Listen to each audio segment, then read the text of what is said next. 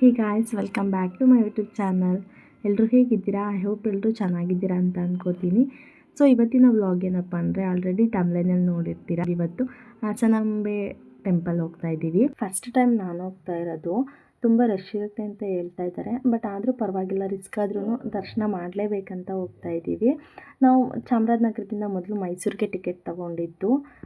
ಇಲ್ಲಂತೂ seat ಸಿಕ್ತು, ಮುಂದೆ ಏನಾಗುತ್ತೋ ಗೊತ್ತಿಲ್ಲ. ಸ್ವಲ್ಪ ಲಾಂಗ್ ಜರ್ನಿ ಆಗಿರೋದ್ರಿಂದ ರಿಸ್ಕ್ ಬೇಡ ಅಂತ ಪ್ರತಿಯೊಂದು ಮನೇಲೇ ಬಿಟ್ಟು ಹೋಗ್ತಾ ಇದ್ದೀವಿ. ನಾವು ನಗರದಲ್ಲಿ ಬಿಡುವಾಗಲೇ 3:30 ಆಗಿತ್ತು. ಎಷ್ಟೊತ್ತಿಗೆ ರೀಚ್ ಆಗ್ತೀವಿ ಏನೋ ಅಂತ ಕಂಪ್ಲೀಟಾಗಿ ನನಗಂತೂ ಗೊತ್ತಿಲ್ಲ. ಬೇರೆಯವ್ರ ಮೇಲೆ ಡಿಪೆಂಡ್ ಆಗಿ ನಾವು ಹೋಗ್ತಾ ಇರೋದು. ಸೊ ನೋಡೋಣ ಹೇಗಿರುತ್ತೆ ಅಂತ. ಥ್ರೂ ನಂಜನಗೂಡು ಬಂದಿರೋದ್ರಿಂದ ಸ್ವಲ್ಪ ದೂರ ಅಂತ ಅನಿಸ್ತಿತ್ತು ನನಗೆ. ಯೂಶ್ವಲಿ ನಾವು ಓಡಾಡೋದು ನರಸೀಪುರ ರೂಟಲ್ಲಿ. ಇಲ್ಲಿಗೂ ನಂಜನಗೂಡು ರೂಟ್ಗೂ ಕಂಪೇರ್ ಮಾಡಿದ್ರೆ ನನಗೆ ಸ್ವಲ್ಪ ನಂಜನಗೂಡು ರೂಟ್ ದೂರ ಅನಿಸುತ್ತೆ. ನಾವು ಮೈಸೂರಿಗೆ ರೀಚ್ ಆಗೋಷ್ಟರಲ್ಲಿ 5 ಆಗಿತ್ತು. ಹಾಸನ ಕಡೆ ಹೋಗೋ ಬಸ್ಗಳಂತೂ ಸಿಕ್ಕಾಪಟ್ಟೆ ರಶ್ ಇದ್ವು. ನಾವು 3-4 ಬಸ್ನ ನೋಡಿದ್ವಿ, ಹತ್ತಕ್ಕಂತೂ ಆಗಲಿಲ್ಲ. ವೆಯ್ಟ್ ಮಾಡೋಣ ಸ್ವಲ್ಪ ಹೊತ್ತು ಅಂತ ಹಾಗೆ ವೆಯ್ಟ್ ಮಾಡ್ತಾ ಇದ್ವಿ. ಹೀಗೆ ನಿಂತ್ಕೊಂಡ್ರೆ ನಾವಂತೂ ಹಾಸನ ಹೋಗಲ್ಲ ಅಂತ ಗೊತ್ತಾಯಿತು. ಹೇಗೋ ಕಷ್ಟಪಟ್ಟಾದರೂ ಬಸ್ ಹತ್ಕೊಳ್ಳೋಣ ಅಂತ ಹತ್ಕೊಂಡ್ವಿ. ಹಾಗೆ ಹೋಗುವಾಗ ದಾರಿಯಲ್ಲಿ ತಿನ್ನೋದಕ್ಕೇನಾದರೂ ಬೇಕಲ್ಲ ಅಂತ ಸ್ನ್ಯಾಕ್ಸ್ ತೊಗೊಂಡು ಹಂಗೂ ಹಿಂಗೂ ಮಾಡಿ ಬಸ್ ಹತ್ತಿದ್ವಿ. ಬಟ್ ಸೀಟಂತೂ ಸಿಗಲಿಲ್ಲ. ಸೊ KR ನಗರದವರೆಗೂ ನಾವು ನಿಂತ್ಕೊಂಡೇ ಟ್ರಾವೆಲ್ ಮಾಡಿದ್ದು. ಹೆಂಗೋ ಇವಳಿಗೊಂದು ಸೀಟ್ ಸಿಕ್ಬಿಡ್ತು.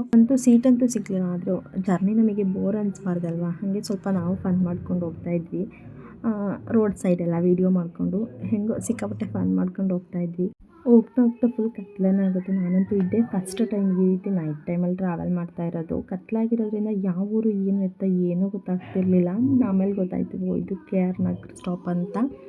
ಆಮೇಲೆ ನಾವು ಟೈಮ್ ಆಗಿತ್ತಲ್ಲ, ಮುಂದೆ ತಿನ್ನೋಕ್ಕಾಗುತ್ತೋ ಇಲ್ವೋ ಅಂತ ತಗೊಂಡೋಗಿರೋ ಅಂಥ ಊಟನೂ ಕೂಡ ಅಲ್ಲೇ ಮಾಡ್ಕೊಂಡ್ವಿ. ಆಮೇಲೆ ಸ್ವಲ್ಪ ಜರ್ನಿನೂ ಸ್ವಲ್ಪ ಲಾಂಗ್ ಅನಿಸ್ತು, ಬೇಜಾರಾಗ್ತಿತ್ತು. ಸಾಂಗ್ ಹೇಳ್ಕೊಂಡು ಹೆಂಗೋ ಹಾಸನ ರೀಚ್ ಆದ್ವಿ. ಸ್ಟಾರ್ಟಿಂಗಿಂದನೇ ಫುಲ್ ಲೈಟಿಂಗ್ಸು, ಅದರಲ್ಲೇ ಗೊತ್ತಾಗೋಯ್ತು ನಮಗೆ ಸೊ ಹಾಸನ ರೀಚ್ ಆದ್ವಿ ಅಂತ.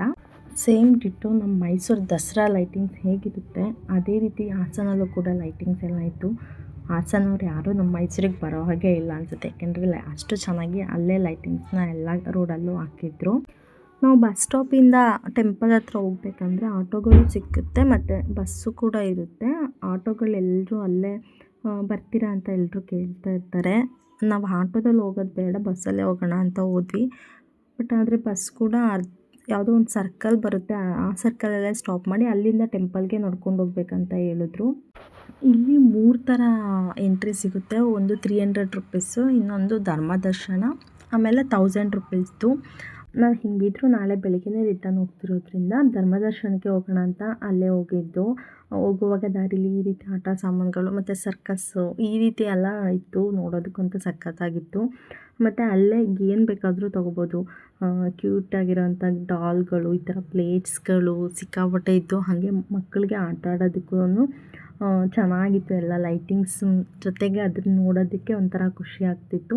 ಜೊತೆಗೆ ನಮಗೆ ದಾರಿಲಿ ಹೋಗುವಾಗ ತುಂಬ ಕಡೆ ಪ್ರಸಾದಗಳನ್ನೂ ಕೊಡ್ತಾಯಿದ್ರು. ನಾವು ಹಾಗೆ ತಿಂದ್ಕೊಂಡು ನಡ್ಕೊಂಡು ಹೋಗ್ತಾ ಇದ್ವಿ. ಅಲ್ಲೇ ಟೈಮಿಂಗ್ಸ್ ಎಲ್ಲ ಇತ್ತು. ಈ ಸ್ಲಿಪ್ಪರ್ ರಾಶಿಗಳು ನೋಡ್ಬಿಟ್ಟಂತೂ ಅಲ್ಲೇ ತಿರ್ಗೋಯ್ತು, ಯಾಕೆಂದರೆ ಸಿಕ್ಕಾಪಟ್ಟೆ ರಶ್ಶು, ಅಷ್ಟೇ ಜನನೂ ಕೂಡ. ನಾವು ಸದ್ಯ ಟಿಕೆಟಲ್ಲಿ ತೊಗೊಂಡು ನಾವು ಸ್ಲಿಪ್ಪರ್ನ ಬಿಟ್ಟಿದ್ವಿ. ಹಂಗಾಗಿ ನಾವು ಬಚಾವು, ಇಲ್ಲಾಂದರೆ ನಮ್ಮ ಸ್ಲಿಪ್ಪರ್ ಕಥೆಗಳಂದು ಗೋವಿಂದ. ಬಟ್ ಅರೇಂಜ್ಮೆಂಟ್ಸ್ ಬಗ್ಗೆ ಅಂತೂ ಮಾತಾಡೋಕೆ ಇಲ್ಲ, ಯಾಕೆಂದರೆ ಡಾಕ್ಟರ್ಸ್ ಆಗಿರ್ಬೋದು, ಅಲ್ಲಿ ಟ್ಯಾಬ್ಲೆಟ್ಸ್ ಕೊಡೋದಾಗಿರಲಿ, ಮತ್ತು ಡ್ರಿಂಕಿಂಗ್ ವಾಟರ್ ಆಗಿರಲಿ, ಟಾಯ್ಲೆಟ್ ವ್ಯವಸ್ಥೆ ಆಗಲಿ ತುಂಬ ಚೆನ್ನಾಗಿ ಮಾಡಿದರು. ಆದರೆ ಸಿಕ್ಕಾಪಟ್ಟೆ ರಶ್ಶು. ನಮಗೆ ಅನಿಸ್ತಾ ಇತ್ತು ನಾವೇನಾದರೂ ರಾಂಗ್ ಟೈಮಲ್ಲಿ ಏನಾದರೂ ಬಂದುಬಿಟ್ಟಿದ್ದೀವ ಅಂತ. ಇನ್ನು ಇಲ್ಲಿ ಮೈಸೂರು ಯುವ ದಸರಲ್ಲಿ ವೈರಲ್ ಆಗಿದ್ದಂಥ ಪಾಪ್ಕಾರ್ನ್ ಹುಡುಗ ವೈರಲ್ ಸ್ಟಾರ್ ಅಂತಲೇ ಹೇಳ್ಬೋದು, ನಂದ ಅಂತ. ಅವನ ಜೊತೆಗೂ ಒಂದು ಸೆಲ್ಫಿ ತೊಗೊಂಡು ಹಾಗೆ ನಾವು ಚುರುಮುರಿ ತೊಗೊಂಡು ತಿನ್ಕೊಂಡು ಹಾಗೆ ಹೋದ್ವಿ. ಇನ್ನು ಇಲ್ಲಿ ಸಂಗೀತ ಕಚೇರಿನ ಇಟ್ಟಿದ್ರು. ಇವ್ರ ನೇಮ್ ನನಗೆ ಸರಿಯಾಗಿ ಗೊತ್ತಿಲ್ಲ, ಬಟ್ ತುಂಬ ಚೆನ್ನಾಗಿ ಆಡ್ತಿದ್ರು. ನೈಟ್ 9:30ನಲ್ಲಿ ನಾವು ಕ್ಯೂವಲ್ಲಿ ನಿಂತಿರೋದಕ್ಕೆ ನಮಗೆ ದರ್ಶನ ಸಿಕ್ಕಿದ್ದೆ 2 ಆಯಿತು. ಆದರೆ ಇಷ್ಟೊಂದು ರಶಲ್ಲಿ ನಾವು ಒಳಗಡೆ ಬಂದಿದ್ದಕ್ಕೂ ಸಾರ್ಥಕ ಅನ್ನಿಸ್ತು, ಏಕೆಂದರೆ ಸಿಕ್ಕಾಪಟ್ಟೆ ಚೆನ್ನಾಗಿದೆ ಟೆಂಪಲ್ ಮಾತ್ರ. ಫ್ಲವರ್ ಡೆಕೋರೇಷನ್ ಆಗಿರ್ಬೋದು, ಲೈಟಿಂಗ್ಸ್ ಅಲ್ಲೇ ಕಳೆದೋಗ್ಬೇಕು ಆ ರೀತಿ ಡೆಕೋರೇಷನ್ ಎಲ್ಲ ಮಾಡಿದ್ರು. ಇನ್ನು ನಾವು 4 to 5 hours ನಿಂತು ನಾವು ಕ್ಯೂವಲ್ಲಿ ಬಂದಿದ್ದು. ಅಷ್ಟೊಂದು ರಿಸ್ಕ್ ಇತ್ತು, ಆ ರಿಸ್ಕೇ ಮರ್ತೋಯ್ತು. ಹಾಗಿದೆ ಒಳಗಡೆ ಟೆಂಪಲ್ ಅಂತೂ. ದರ್ಶನ ಅಂತೂ 2 ಸೆಕೆಂಡ್ ಬೇಗ ಕಳಿಸೋರು. ಇಲ್ಲಿ ಸ್ಕೌಟ್ಸ್ ಮತ್ತು ಗೈಡ್ಸ್ ಅಂತ ಸ್ಟೂಡೆಂಟ್ಸ್ಗಳು ಎಲ್ಲರೂ ಸಿಕ್ಕಾಪಟ್ಟೆ ಶ್ರಮ ಹಾಕಿ ಎಲ್ಲರೂ ಮ್ಯಾನೇಜ್ ಮಾಡಿದ್ದಾರೆ. ಅವರಿಗಂತೂ ಹ್ಯಾಟ್ಸ್ ಆಫ್ ಅಂತಲೇ ಹೇಳ್ಬೋದು. ಯಾಕೆಂದರೆ ನೈಟ್ ಪೂರ್ತಿ ನಿದ್ದೆಗೆಟ್ಟಿದ್ದಾರೆ. ನೋಡಿದ್ರಂತೂ ಪಾಪ ಅನಿಸ್ತಾಯಿತ್ತು. ಬಟ್ ಏನೂ ಮಾಡೋಕ್ಕಾಗಲ್ಲ. ಇನ್ನು ದರ್ಶನ ಅಂತೂ ನಮಗೆ 2 ನಿಮಿಷನೂ ನೋಡೋಕ್ಕಾಗಲಿಲ್ಲ. ಬೇಗ ಬೇಗ ಕಳಿಸೋರು. ಮತ್ತು ಒಂದು ಫೋಟೋ ತಗೊಳ್ಳೋಣ ಅಂದ್ರೂ ಬಿಡ್ತಾನೆ ಇರಲಿಲ್ಲ. ಎಲ್ರೂ ಬೇಗ ಬೇಗ ಕಳಿಸೋರು. ಬಟ್ ಎಲ್ರೂ ಮ್ಯಾನೇಜ್ ಮಾಡಬೇಕು. ಯಾಕೆಂದರೆ ನಾವು ಹೋಗಿದ್ದ ದಿನ ಅಂತೂ ಸಿಕ್ಕಾಪಟ್ಟೆ ರಶ್ ಇತ್ತು. ಬಟ್ ಆದರೂ ನಮಗೆ ದರ್ಶನ ಆಯಿತು. ಇಷ್ಟೊಂದು ರಿಸ್ಕಲ್ಲಿ ನಾವು ಒಳಗಡೆ ಹೋದರೂ ಕೂಡ 2 ನಿಮಿಷ ದೇವ್ರನ್ನ ನೋಡಿದ್ರು ನಮಗೆ ಒಂಥರ ತೃಪ್ತಿ ಅನಿಸ್ತಾಯಿತ್ತು. ಅಲ್ಲಿಂದ ಬಂದು ನಾವು ಪ್ರಸಾದ ಇಸ್ಕೊಂಡು ಅಲ್ಲಿನೂ ಕೂಡ ತುಂಬಾ ಚೆನ್ನಾಗಿ ಮ್ಯಾನೇಜ್ ಮಾಡಿದ್ದಾರೆ. ತುಂಬ ಜನ ಇದ್ದರೂ ಕೂಡ ಅಷ್ಟೇ ಚೆನ್ನಾಗಿ ಮ್ಯಾನೇಜ್ ಮಾಡಿದರು. ನಮಗೆ ಅಲ್ಲಿ ಗರ್ಭಗುಡಿ ಹತ್ರ ದೇವ್ರದ್ದು ಫೋಟೋ ತಗೊಳ್ಳೋದಕ್ಕೆ ಅಲೋ ಇರಲಿಲ್ಲ. ನಾನು ಹಾಗೆ ಇರಲಿ ಅಂತ ಟಿ ವಿನಲ್ಲೇ ಒಂದು ಕ್ಲಿಪ್ನ ತಗೊಂಡಿದ್ದು. ಎಲ್ರಿಗೂ ದರ್ಶನ ಈ ವಿಡಿಯೋ ಮುಖಾಂತರ ಸಿಗಲಿ ಅಂತ.